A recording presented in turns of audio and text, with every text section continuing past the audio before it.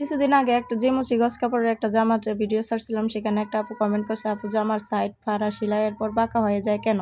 Please যদি একটু ভিডিওতে দেখাতেন। আজকের ভিডিওটা সেই আপুর জন্য। তো প্রথমে আমি জামার যে ফাড়া দুইটা সাইড, ওই দুইটা সাইড সমান করে নিয়ে চক দিয়ে এঁকে নিয়ে তারপরে আমি সেলাই করে দিছি। তো সেলাই করার পর তারপরে দেখেন জামার যে দুইটা পার্ট ভালো করে মেলে তারপরে আমি বর্ডারটা যেভাবে সাধারণত ফাড়ার সেলাই করা হয় ওইভাবে আমি সেলাই করে দিতেছি।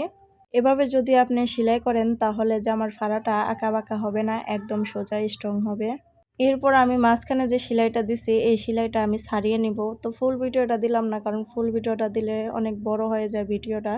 তারপরে মাঝখানে সেলাইটা ছাড়ানোর পরে তারপরে দেখেন আমি ফাড়ার সাধারণত যে আরেকটা সেলাই থাকে সাইডে, এই আরেকটা সেলাই দিয়ে নিতেছি। এরপর আরেকটা আপু কমেন্ট করছে, আপু এটাতে তো অনেক পাথর আছে, কিভাবে সেলাই করলেন একটু যদি বলতেন। আমি সাধারণত এই কাপড়ের জামাগুলা যখন বানাই তখন যেখান দিয়ে সেলাই হবে ওইখান দিয়ে পাথরগুলা তুলে নেই। দেখেন আমার সাইড ফাড়াটা সেলাই করা হয়ে গেছে, একটু আঁকাবাঁকা হয় না। চাইলে আপনারা ওইভাবে সেলাই করতে পারেন।